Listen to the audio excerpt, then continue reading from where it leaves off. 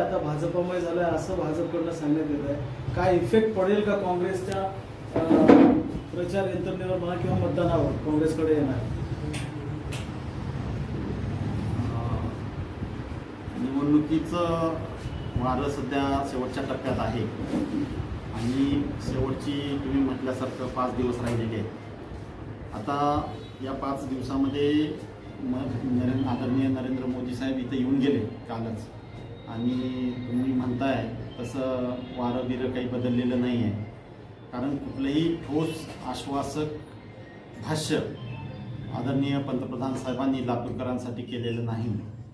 आणि जी काही आत्तापर्यंत त्यांनी घोषणा केलेल्या आहेत त्या सगळ्या घोषणा ह्या खुसक्या आहेत असं सर्वसामान्य जनतेचं मत आता बनलेलं आहे. त्यामुळं मला असं वाटतंय की या दौऱ्याचा लातूरकरांवर काही परिणाम होणार नाही. लातूरकरांनी भूमिका त्यांची ठाम ठेवलेली आहे आणि ती याच्या पुढच्याही काळामध्ये ठाम राहील असं मला वाटतं. जातीच्या प्रमाणपत्राविषयी सगळ्या चौकशा यापूर्वीच होऊन गेलेल्या आहेत.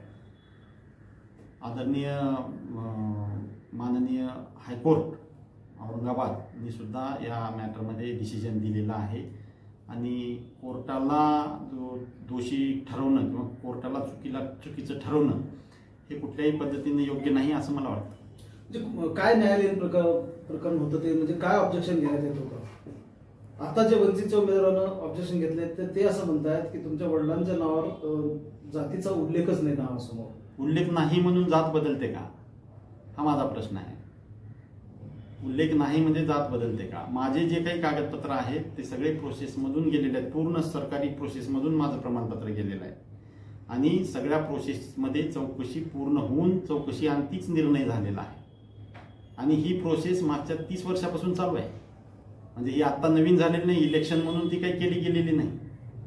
माझ्या एज्युकेशन काळापासून ते झालेलं आहे आणि याच्यामध्ये प्रत्येक स्तरावरची चौकशी त्याची झालेली आहे. त्यामुळं याच्यामध्ये काही तथ्य नाही.